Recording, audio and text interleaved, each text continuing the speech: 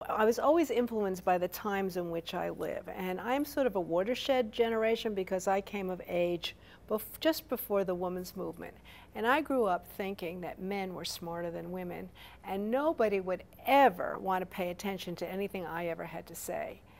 And so science, well, first it appealed to my logical side, but also it gave me authority because it wasn't my ideas. I could really count on science. So science gave me some gravitas, and that's why I went toward it.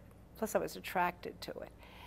And I became, right after college, I worked in a deadly job in a lab, saw there was no future, so I did what most bright women of my generation did. We became teachers. And I couldn't get a job teaching in high school science, which is what I was certified for, but I finally landed a job teaching 7th, 8th, and 9th grade science. And if you can teach those kids with raging hormones, you can teach anybody. And it was interesting because that was the early 60s, and the book that I had to teach those kids from was dreadful.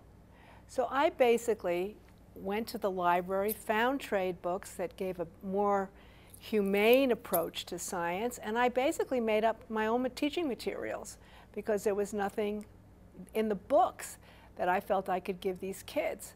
And then, of course, I got pregnant, which is what we did in those days, and I had to leave teaching because they wouldn't let me teach when I was showing. So I had to stop in my 6th month, and there was an ad in the New York Times for teachers to write educational materials, and I thought, well, if I could talk about science, I could write about it. And so that was the beginning of my career. And I've never looked back. I really have enjoyed mostly finding a way to tie scientific observation into the lives of children.